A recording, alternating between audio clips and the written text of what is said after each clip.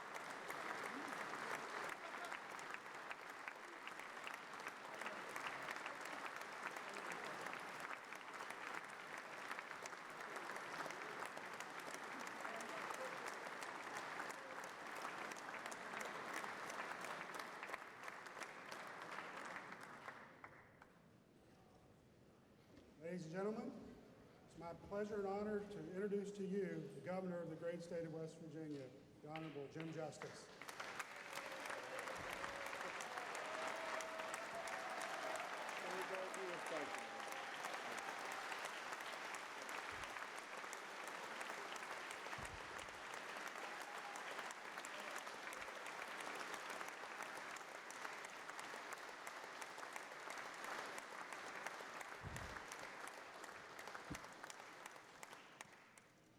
Now, unless y'all are all wanting to be here all night, you got to quit this clapping so much. That's all there is to it. Thank you so much, Speaker Armstead, President Carmichael, members of the Board of Public Works, justices of the Supreme Court of Appeals, Senate Minority Leader, and Prezi Oso. How about that? And I got that first time. Pretty good. Roman said I did pretty good with that. House Minority Leader Miley, and all our great legislators. Tonight's a really important night. You know, I want, before we get into the meat and potatoes of what I have to say, I want to recognize a couple of people. These four people came with our great Speaker Armstead. These four people are principals that suffered through a 1,000-year flood. You know, I firsthand know what the flood was all about, and it was beyond belief terrible. I don't know where they are, but if they could stand, Mike Kelly, the principal of Herbert Hoover, Missy Lovejoy, the principal of Elkview Middle, Cindy Cummings, the principal of Bridge Elementary, and Vanessa Brown, the principal of Clendenin Elementary.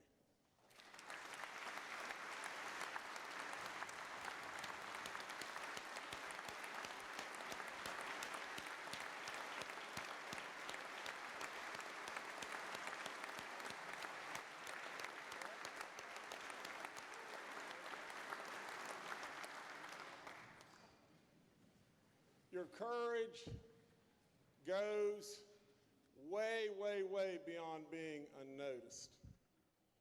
You know, it took wisdom and strength and courage to some way, somehow, battle back. We got a long ways to go, but that's what we do. There's another group here, it's called KVC Health Systems.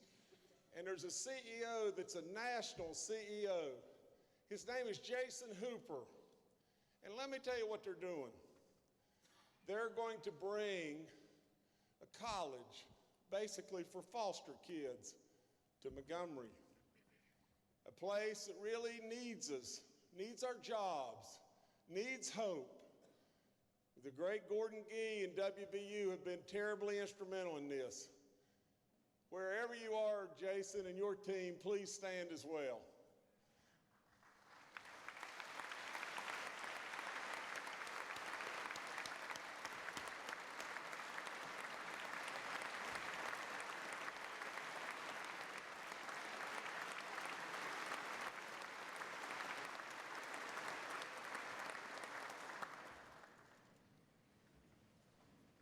Now, stay with me. Isn't this place reverent, hallowed ground? Tonight, I'm going to do the best in my ability to deliver a speech that I think is phenomenally important. There's no question there's been speech after speech delivered here. I am telling you, I can't possibly imagine that there's a time as dire and a time as important as tonight. Now, let me tell you, there's no question we've been 50th forevermore. We're better than that. Now, like it or not like it, we're dying 50th. This is the most difficult and the biggest depression that we could ever possibly imagine. The biggest of the biggest. Now let me tell you this, on a little bit of light humor. But there's a fella, his name is Ricky Mokel. He's a comedian. He said as a child, he was hyper. And his dad gave him a shovel. And he used to love to dig. And he would dig and dig and dig and dig and dig and dig to the point in time where he couldn't get out of the hole. And then he said, what's the use? There's no point in digging anymore, is there? Well, he says it to be funny, because then he turned and he said he and his dad had a password at that point in time. And when he would get to where there was no way he could get out of that hole, he would go, help, help. And his dad would come and get him. Well, trust me, we got to quit digging. We are such in the hole that we got to quit digging. We got to quit working against one another. We've got to some way hold hands with each other and run across the finish line together. We got to have new ideas, and I'll get to those in just a few minutes. The other thing is just this. You've honored me beyond belief. You elected me as your governor, a person that had never been a politician.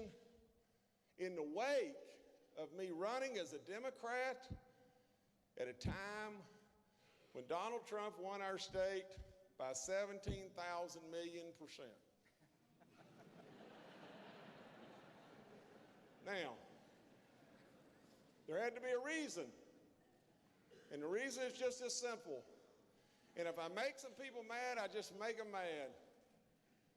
But the people knew that it didn't matter to me. It didn't matter to me if you were a Democrat, a Republican, an independent. All that mattered to me was one thing, and that was that you're West Virginians, and I'm a West Virginian. And I just want goodness for our state. I've said it over and over and over. Now, there'll be somebody that will be on some witch hunt to try to beat on me about something. But I want again to announce to the world in every way, I nor my family want anything from this other than goodness for you and our state. Now, let me tell you, you've trusted me with your vote.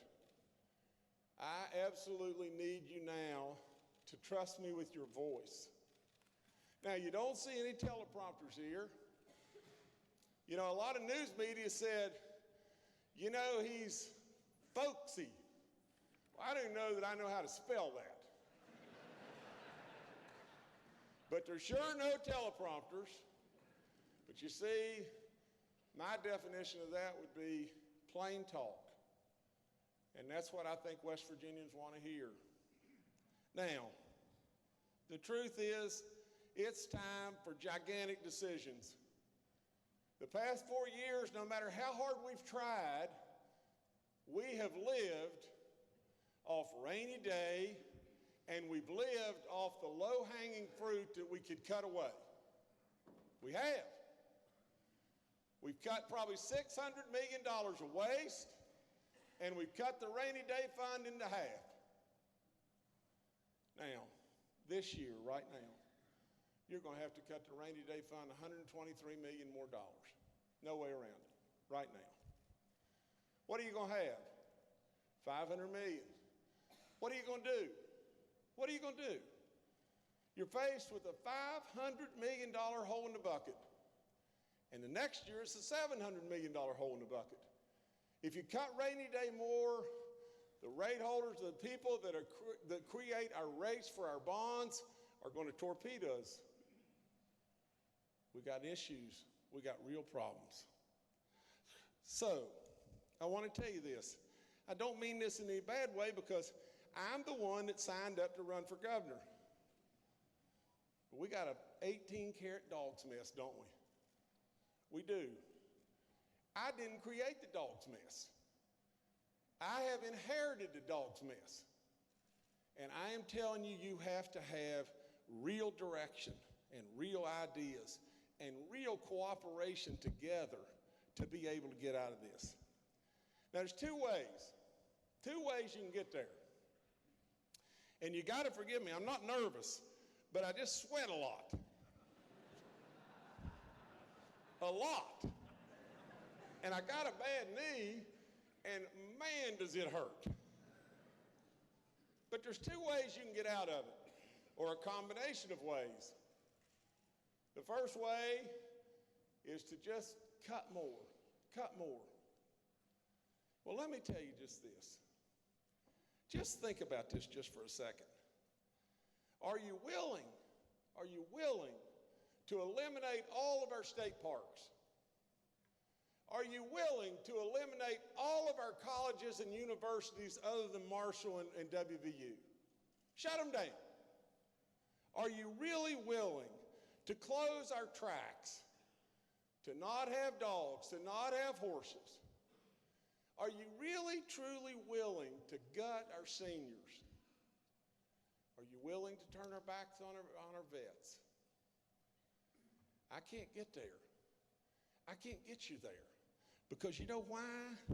Because at the end of what I've just said, you're halfway home. What then are you going to do? What is West Virginia going to become? A nuclear waste site? Is it going to become the place where our nation sends all of its prisoners all the time? Are we not better than that? Now let me give you just this scenario. Here's an analogy. You've got a factory. We're the factory. You've got a factory. The factory's got $100 million in the bank. The factory's $200 million upside down. Think about it. How are we going to fix it? Here's what we can do. Take the $100 million away from the factory just like that. We got $100 million upside down. Then I'll tell you what let's do next. Let's cut 25% of the people off. And then I'll tell you what else let's do. Let's cut the wages of everybody else there by 20%. And you're still not there. So I'll tell you what let's do. Let's sell 75% of the equipment out of the factory. And then we in here will go home and say, we did it. We balanced the budget. And you know what will happen? The sun will come up tomorrow and we'll say, holy horse whatever. The factory is dead. The factory is gone. So, that's where you are. Now, I'm a business guy, and I know this stuff. Now, let me just do this. Let me just tell you this. I truly believe that any cuts that are out there that somebody can bring me that's not going to just stifle us as a patient, I'm for. I am delivering to you $30 million worth of cuts. It won't hardly move the needle. I am telling you, our decisions are not tough decisions. They're catastrophic decisions. Now, I really want you to pay close attention because I truly, from the bottom of my heart, hate tax increases. I hate them. I really do. But I want to show you the most painless way that I think you can get out of this mess. Now, I'm going to come around here and write.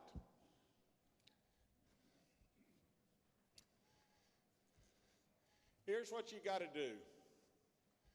You got to cut all that we can possibly cut. I've got to have everybody in this state pay a half of a penny in additional sales tax. There's no way around it. I've got to have you pay, instead of $30 in DMV fees, I've got to have you pay $50.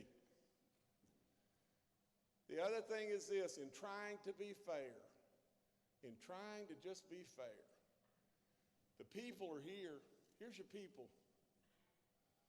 Here's your people. Here's your businesses.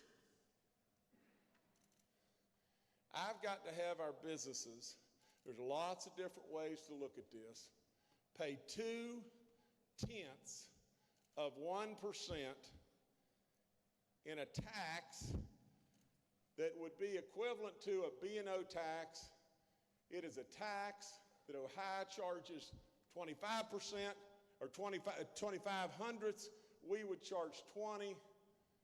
And the other last thing that I'll talk to you about is I've got to have 10 cents a gallon on gasoline. Now, I'm telling you, if you don't do this, you're dead. You're dead beyond belief.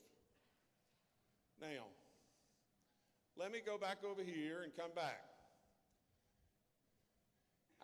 Before I go, I'm going to stay with you a second. On these two right here, this one and this one, I want to sunset them. 3 years. I think if you do what I am trying to propose to you to do, you can get rid of this and you can get rid of this in 3 years.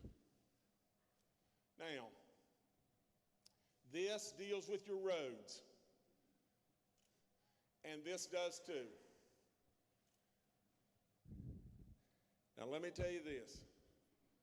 I said a minute ago, I am adamantly against raising your taxes. We have got to find a way to not completely kill the patient. Now look what happens. 3 years, this goes away. 3 years, this goes away. I'll tell you about this in just 1 second. I want to tell you one last thing. My goal, Jim Justice's goal as your governor, is to do one thing, and that is to be the 8th state in this country with no income tax. None.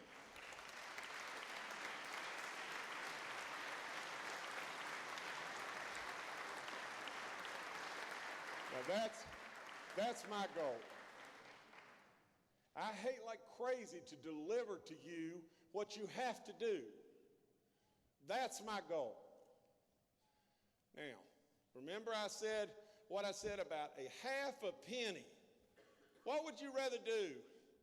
Would you rather have your school plummeted even more, your seniors just forgotten, your vets forgotten, your parks closed, Fairmont State shut down, on and on and on? Or would you be willing as a peoples to say, I'm willing to pay a half a penny more, and I'm willing as a business to step up and pay 0.2% because I love West Virginia and we're going somewhere. Now listen here. If you pay 10 cents or more for gasoline and a little bit more on your DMV fees, that's going to turn into this. Here's what it's going to do. It will turn into $2.8 billion. Now just stay with me. I have 4 wonderful people back here, and I want you to understand wholeheartedly what your 10 cents and almost nothing in DMV fees that haven't been raised in 40 years. Think about it. Almost nothing I am asking you to do to turn into that. And then let me show you what we can do. Y'all bring this on down.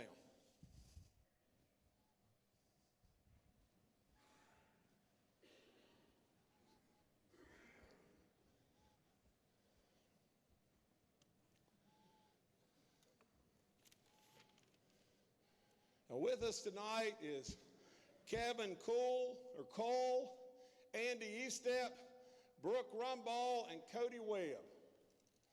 Brooke and Cody are students studying engineering at Marshall and WVU, and Andy and Kevin already work with us in highways.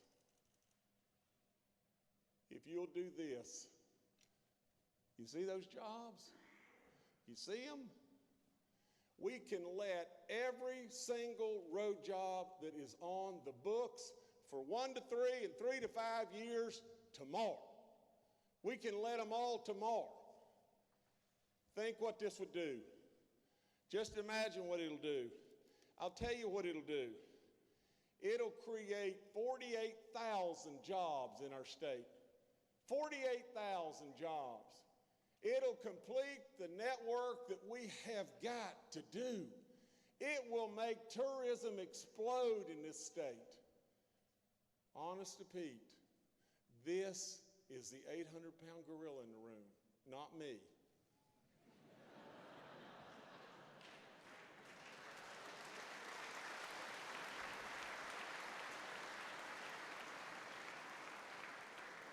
Now, there's 2 other things I want to do, and I'm going to sit because I'm sweating too much. I want to bid every one of these road jobs specifically labor intensive. And you know what I want to do from that? I want it to be our training ground. I want it to be our apprenticeship program. I want it to be something that will absolutely put our displaced miners that find a job here or our young people that learn how to do something here. It's an opportunity. Now let me tell you what else I want to do. For all the successful bidders, I want to charge them a 5% construction, severance, whatever tax it may be, whatever you want to call it, to the successful bidder only. And my bet is people like me in business will sharpen your pencils like crazy, and it won't cost us the 5%. It may cost us 1%. And then you know what I want to do? I want to pool that money. That money right there is $2.4 billion. If I could let every job tomorrow, it would amount to $120 million of 5% pool that I would have. And then you know what I want to do with it? I want to fix the drug problem. If we don't fix the drug problem in this state, it will cannibalize you.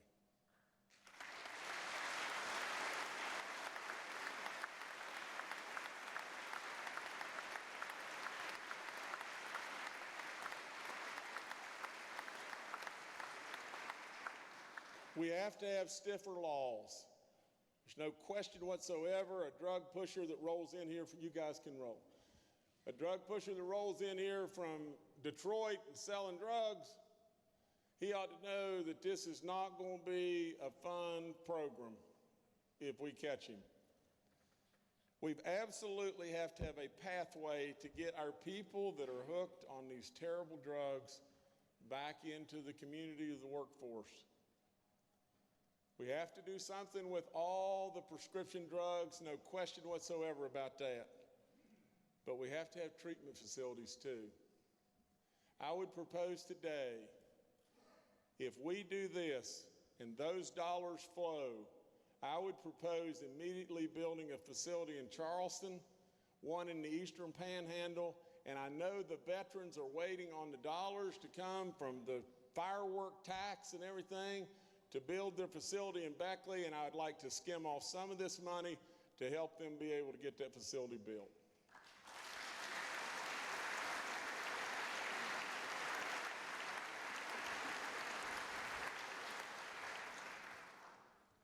Let me go to education.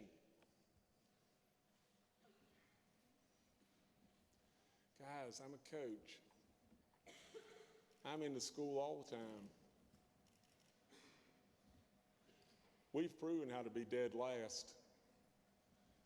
If you'd have gone around with me and had these round table discussions and listened, just listened. You see, that's what I did. And I just listened. You got a bunch of really, really sad, unhappy campers. So, I think we need gigantic education reform. Here's what I would do. I would submit a bill, and I will immediately, to eliminate any of the unnecessary bureaucracies that we have. We have got to return education back as much as we possibly can to a local level. I have put in my budget a 2% raise for all classroom teachers, and I am ashamed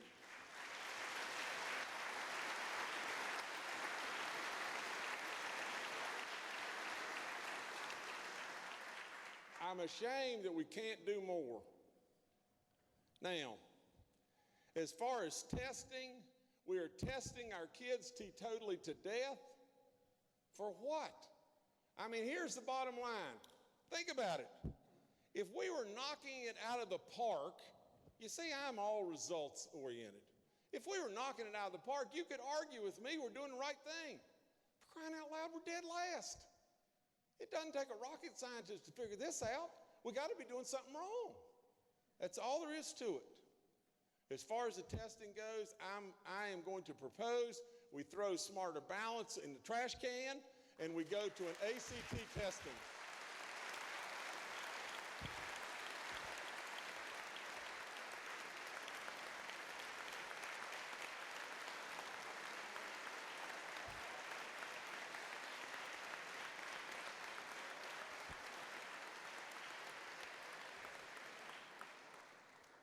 Let me show you this.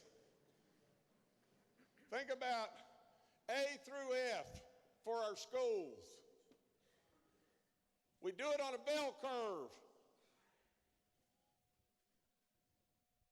Think about this.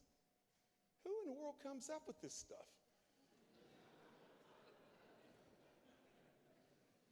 These get an A.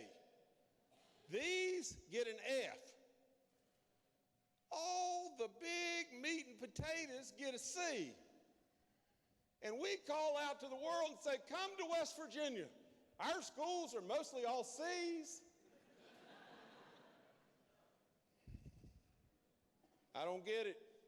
That's got to go. A through F is gone.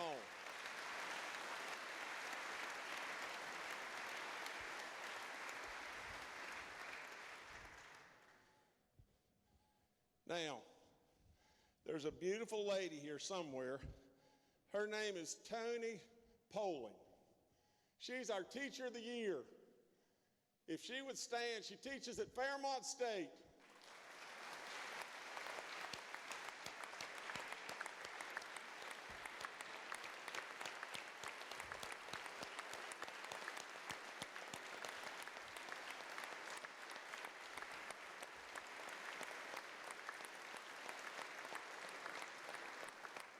Now also, wherever they are, the beautiful lady Leah Curry, who is the West Virginia president of Toyota, and the gentleman Jim Fawcett of Highmark is here somewhere that made all that possible as well. Thank you.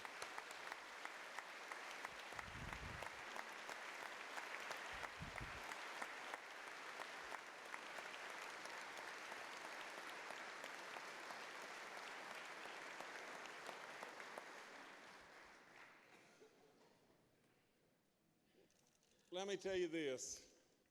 I've said throughout the campaign, I said education can be a revenue producer for us. And everybody looks at me like, well, how in the world? There's no way. There's no way. Everybody wants to go where your kids are going to be educated the best. Businesses want to go where your kids are going to be educated the best. We got good teachers. We got low crime. We got good people. For crying out loud, we handcuff them in every way coming or going. We got to stop that. And listen here. Maybe it's a twist of words on revenue producers, but if we could create an education mecca in West Virginia, honest to people would come and you couldn't beat them away.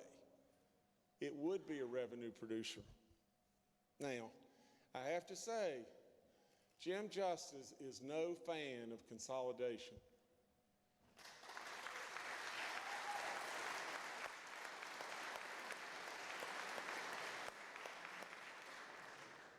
Again, I'll just tell you this, and I'll ask you, are we this bad? Are we this desperate? You know, tell you what we could do. We could close every school in the state to save us some money, except we could have one. And we could have just one somewhere close to Charleston, and we'll bus every kid 4 hours, no more than 4 hours, one way. We're not that bad. We just have to have ideas, and we got to have hope. Now, I truly mean this. One of the flood-ravaged towns that I truly believe is coming back, and I can see it just like I can see it tomorrow.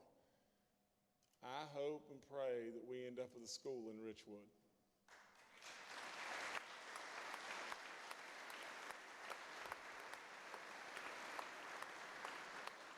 Now, let me tell you this. Our veterans are phenomenally important. They've given everything to us, haven't they? Everything. Do we really take care of them? I mean, for crying out loud, we can't even maintain their cemetery. We got to do better. We have to do better. Now, I'll be asking the legislature to approve the increasing of our Garvey capacity. And this one, before you go, oh no, I want you to listen. I'll be asking the legislature to raise our tolls on the turnpike $1. Now, before you go crazy shooting at me, let me just say this. I want through your DMV fees, I want to charge everybody within our state $8. $8.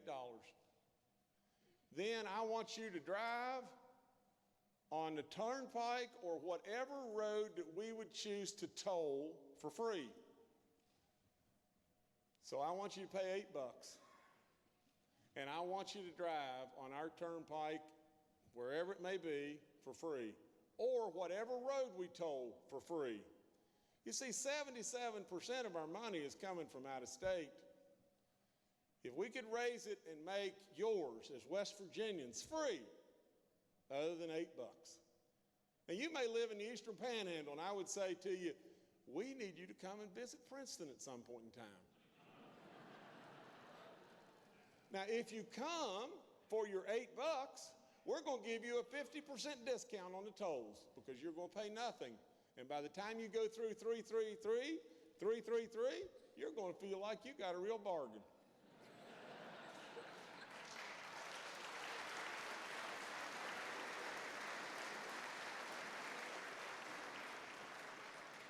And I'll tell you just this. Did you see all those highways? Did you see all that?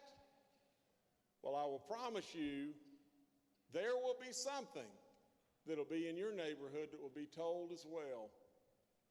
As we go forward, there's going to have to be something in your neighborhood that will be told. And then the people from Princeton can come and visit you. And they can come for free too.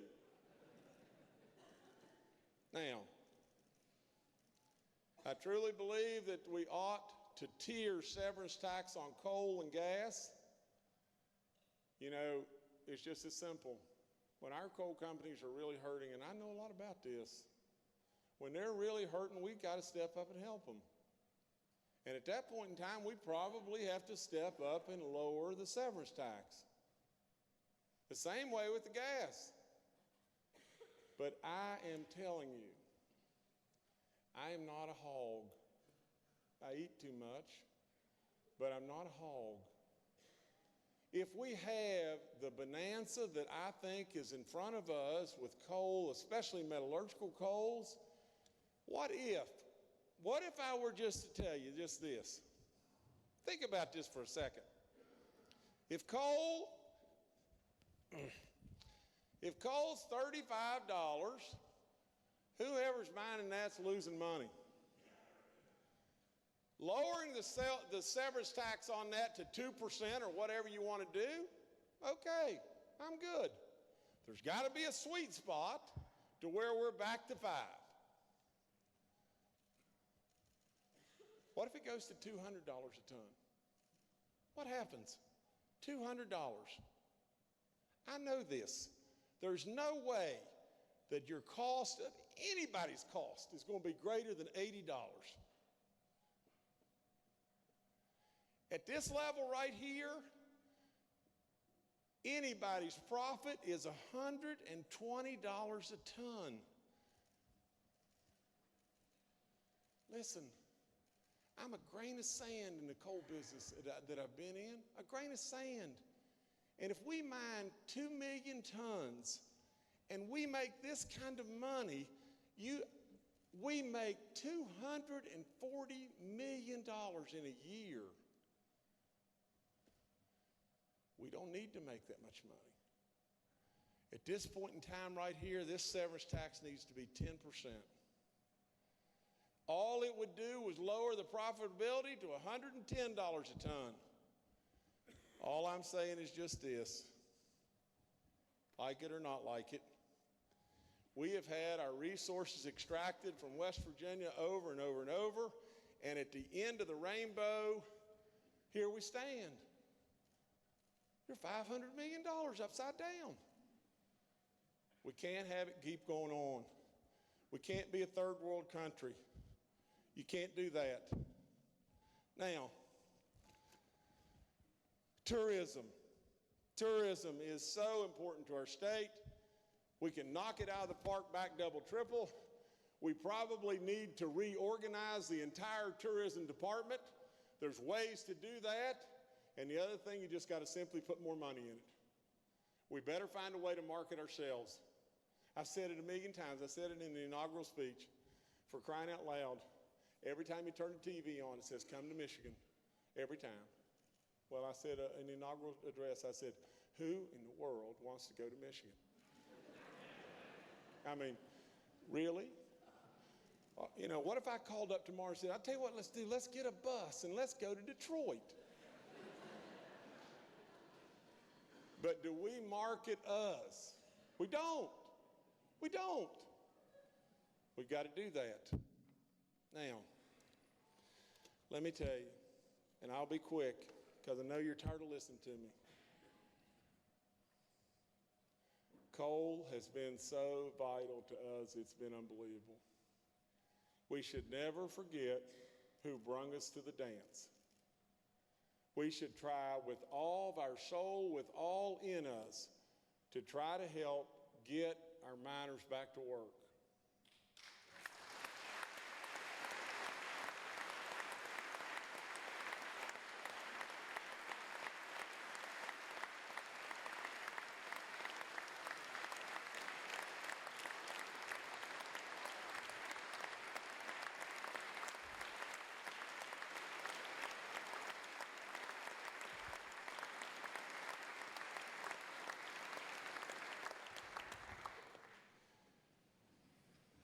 There are other things.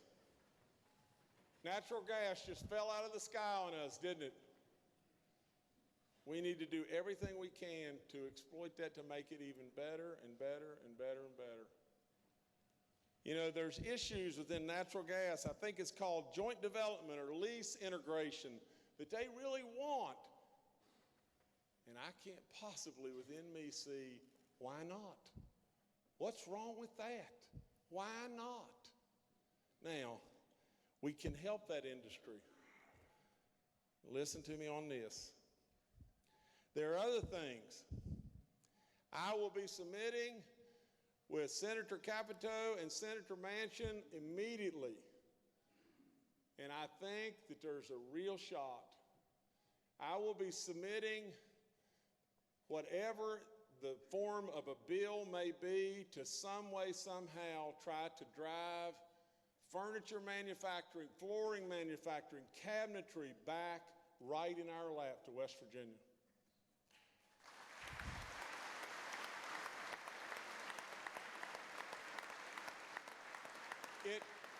It can truly be done.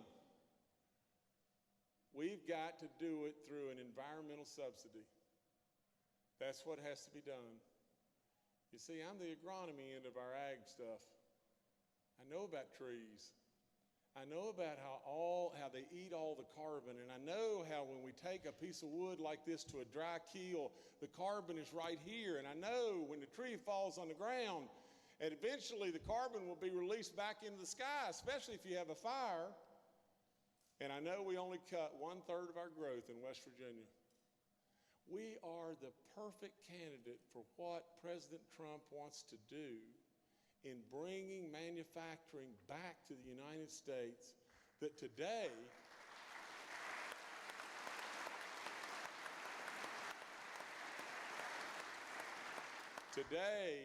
all of our furniture manufacturing is in Vietnam, China, and Mexico. I love Vietnam, China, and Mexico from a distance. I want stuff for us. Now, I've got to say this about President Trump. Many of you would wonder, but I am really good friends with the Trump family. And I truly believe that Donald Trump will do all he possibly can as our president to help West Virginians. He will. He's called me all kinds of times, and his son Eric has called all kinds of times, and now Don is probably going to come and want to go turkey hunting with me.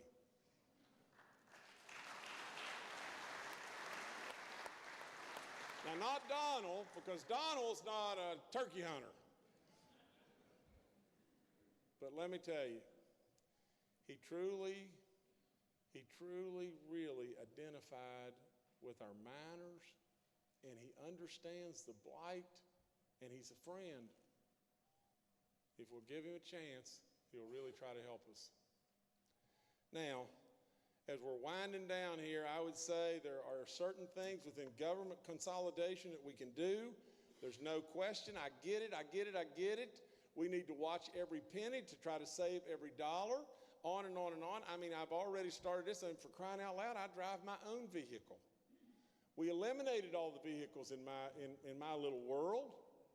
You know, we're going to try to get rid of some of the state's aircraft. We're absolutely, right now, we've identified 207 vehicles that we can basically get rid of. And what I want to do is line them up in front of the Capitol and have an auction and get rid of them.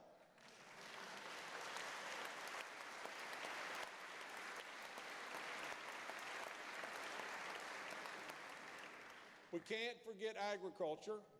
Agriculture, let me tell you, furniture manufacturing. It can help us. It may be 2 years away. Agriculture can help us, maybe 2 years away. That's why I said a little while ago, that 800-pound gorilla is sitting right in your face right now.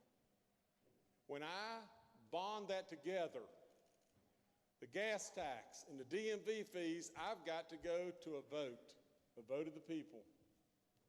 I've got to have 90 days after you approve it to go to a vote. I'm begging the people to call you and drive you crazy to get to that vote, because we have to do that. We've got to do that, and do that right now. Now, I believe, and I will do this immediately, I will employ some person, and gosh, I can't imagine being called this, a waste czar.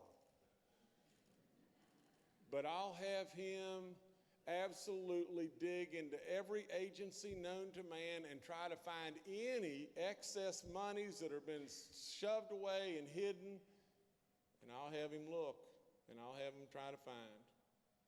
Now, let me just give you my philosophy of our regulatory agencies. My philosophy is just this. You know, I've had the great gift to be able to hire so many good people. Our cabinet choices and the people we've surrounded ourselves with, we didn't care if they were Republicans or Democrats, independents. They're really good. They're really, really good. I told the people at the DEP, I told Austin Caber, and Austin said to me, he said, what do you really want to see happen? The list could be a mile long, couldn't it? A lot of people would say to Jim Justice, Jim, write a job description of what you do. Well, I could write and write and write, couldn't I? But the bottom line is just this. See, the right person's in the right job and they're motivated. That's what Jim Justice does. Right person, right job, and they're motivated. I told Austin Cabron, and I said, Austin, we have people come from everywhere with any kind of business request under the sun. A lot of times our inspectors show up, and they show up, and I hate to say this because you're going to probably think, boy, has he really lost it now. But they show up with a t-shirt on and a pair of old jeans. They maybe haven't shaved forever, and they got a badge in their pocket. Now listen, I think they ought to look like something. And the other thing,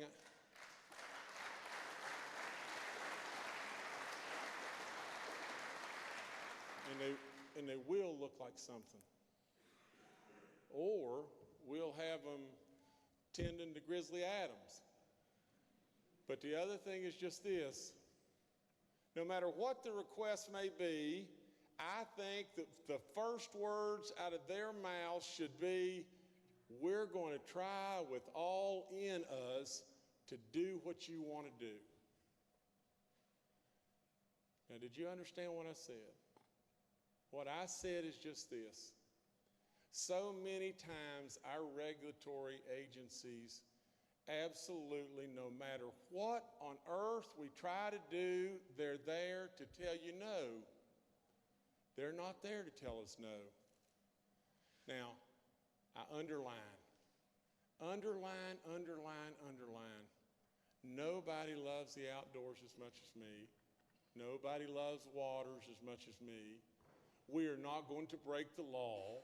We are not going to do anything to damage the environment to the very best of our abilities or our waters, but we are not going to just say no.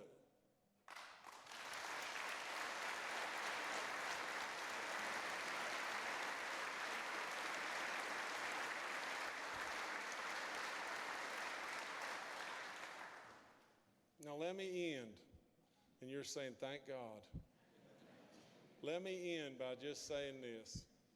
Please, not only you, all the viewers that are out there, listen to me. This situation is beyond dire. These people are trying. I've had the great opportunity to meet with Mitch and Tim and others and all kinds of Roman and the other Tim and on and on and on. They're good people. They're good. They're good people, and they want to try to help, just like I want to try to help.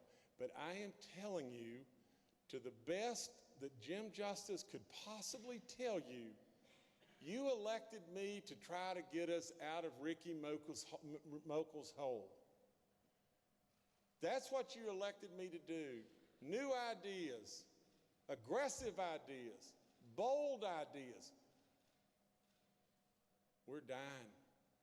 We are dying. It is so bloomin' bad, you can't possibly imagine it. Now, there's a way out. There's real prosperity in front of us. There's a way out. I would tell you, a long, long time ago, Frankenstein, he used to walk through the streets like boom, boom. And I always thought, if you got caught by Frankenstein, you deserve to die.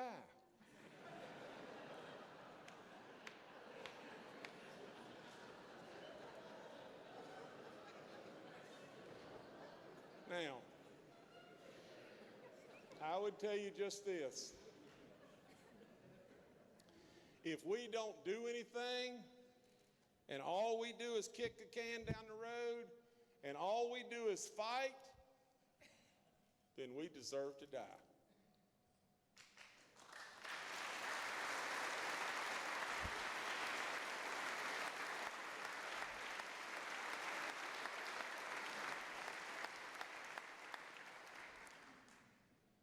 I really believe there's a rocket ship ride right at our fingertips. a ride like you cannot possibly imagine. I would say to you, let's don't just try to figure out how to just get by. Let's cannonball right in the middle of the pool. We can do this.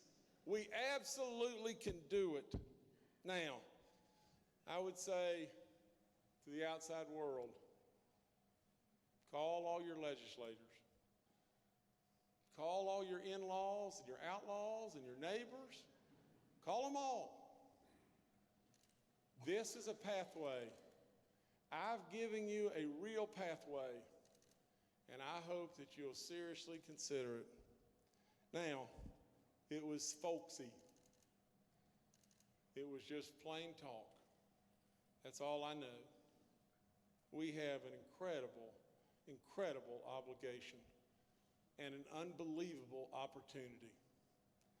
Now, I would say, with all these great people, all of you, together with this great body, you can have my heart and soul. I will work with you with every ounce of being that I have. Together, this great body and myself, and this isn't a very great body, but all of us will get there. Now, let me tell you just this, and then I'll end. My basketball teams, a lot of times they say 2 words coming out on the floor, and they scream them. And do you know, the other night, Tom Brady led a comeback that was unbelievable, didn't he? Unbelievable. No one could have possibly imagined it. And you know what he did? He took the Super Bowl trophy. I watched him do this. He stood on that podium and he screamed, "Let's go!" after he had won. Well, I'd say to you, let's go. God bless you all. Thank you.